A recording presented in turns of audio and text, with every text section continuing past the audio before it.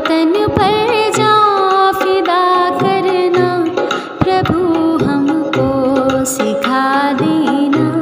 दया कर दान भक्ति का हमें परमात्मा देना। दया करना हमारी आत्मा भी शुद्धता देना। सुप्रभात। आज का सुविचार, स्वयं पर मूक विजय से ही वास्तविक महानता का उदय होता है। Real glory springs from the silent conquest of ourselves. हमारे मन में आने वाले नकारात्मक विचारों पर नियंत्रण करना ही वास्तव में किसी उद्देश्य को प्राप्त करने जैसा ही है। धन्यवाद। Good morning everyone. Today's word is QUAD, quad. Quad का हिंदी में अर्थ होता है अहाता, प्रांगण, चतुष्कोण आदि। Meaning of quad in English: yard, compound, tractor, quadrangle, etc. Now, how to make sentence? Number 1 is they walked over to the quad bike. Way quad bike पर चले गए। Second is in the middle of the quad is a smooth lawn. quad के बीच में एक छोटा lawn है। Thank you. Good morning everyone. आपके सामने प्रस्तुत है एक मजेदार पहेली। तो शुरू करते हैं। एक सींग की ऐसी गाय, जितना दो उतना ही खाए। अरे खाते खाते गाना गाए, पेट नहीं उसका भर पाए। तो बोलो बच्चों, वह क्या कहलाए? नहीं समझ में आया?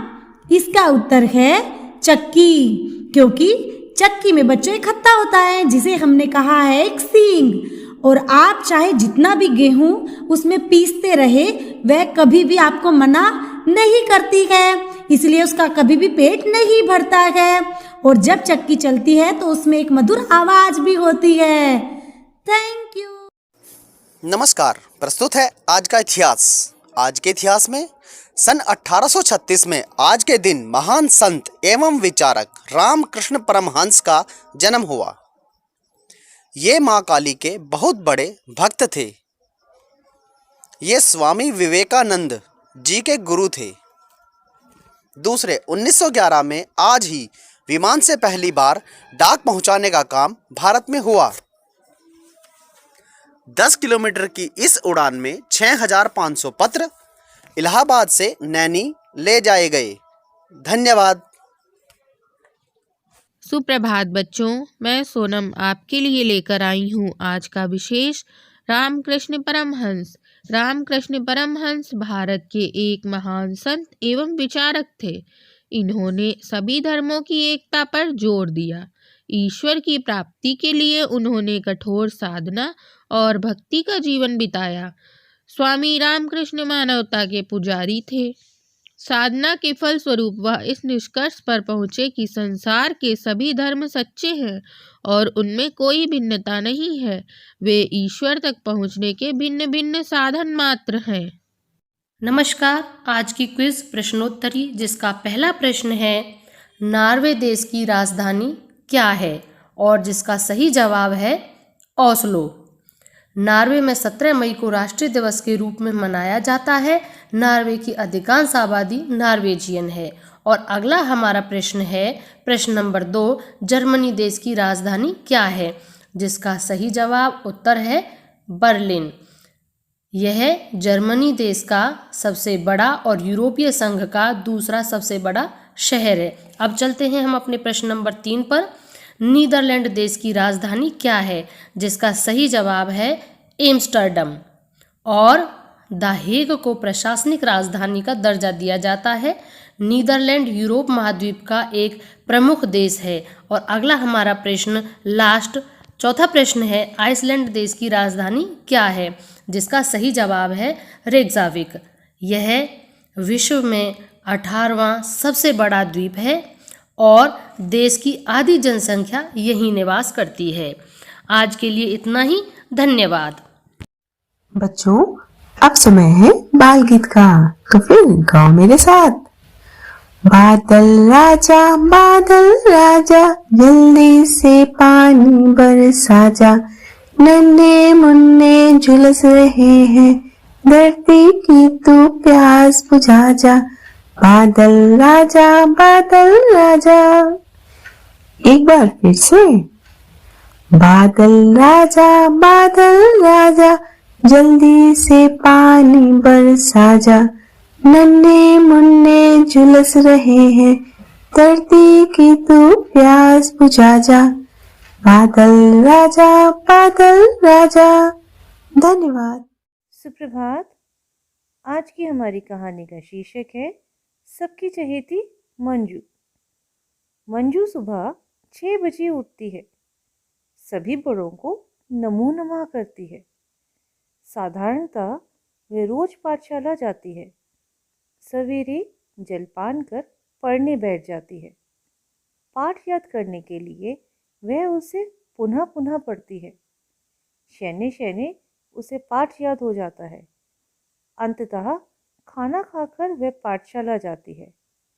संभवतः उसे हर विषय में अधिकाधिक अंक आए, अतः वह सबकी चहेती है। ऐसे ही यदि आप भी अपना काम रोज का रोज पूरा करेंगे, अपनी पढ़ाई समय से करेंगे, खेलकूद समय से करेंगे, तो आप भी अपने मम्मी पापा के चहेते बन जाएंगे। धन्यवाद। नमस्कार। आज मोटिवेट और सेल्फ का विषय है कक्षा शिक्षण में CDC का सिद्धांत, यानी connect, disconnect and again connect. जब भी आप कक्षा में कोई सवाल करते हैं और आपका छात्र उस सवाल का गलत जवाब देता है, तो आपकी प्रतिक्रिया क्या होती है? कक्षा में जब आपका छात्र आपके द्वारा दिए गए कार्य की जांच करवाने अपनी नोटबुक लेकर आपके पास आता है, तो एक शिक्षक के रूप में आपका सबसे पहला दायित्व तो उसके प्रयासों को एप्रिशिएट करना होता है। ये देखना होता है कि वो कहाँ तक कर पाया है। मान लीजिए उसने गलत ही लिखा है, तो आपके कहने पर उसने कम से कम प्रयास तो किया है। अगर उसने कुछ अक्षर या एक पंक्ति भी लिखी है, तो आपको सबसे पहले उसके प्रयासों को एप्रिशिएट ही करना है।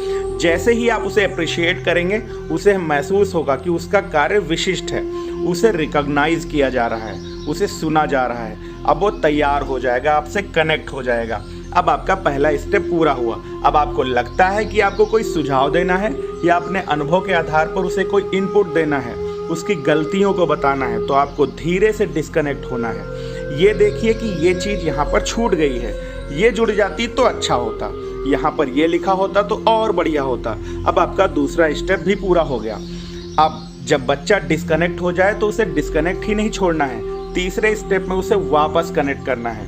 अब आप उससे कहेंगे कि आपने ओवरऑल बहुत अच्छा प्रयास किया है, बस थोड़ा सा और सुधार कर लें तो सब बेहतर हो जाएगा। जब भी आप बच्चे को अप्रिशिएट करके छोड़ेंगे, तो आपकी बात को ग्राह्य कर लेगा, स्वीकार कर लेगा और आपके अनुरूप कार्य करने के लिए तैयार हो जाएगा। बच्चा आपसे अलग यानी डिटैच होने के बाद भी वो बॉन्डिंग महसूस करेगा, जिसकी वजह से वो आपको रिमेंबर करेगा और रिकॉल करेगा। इस तरह बॉन्डिंग, रिमेंबर, रिकॉल होने से वो छात्र सीखने के लिए स्वप्रेरित हो जाएगा। इस विधा को अपने शिक्षण कार्य में प्रयोग अवश्य करें। धन्यवाद। आपका दिन शुभ हो।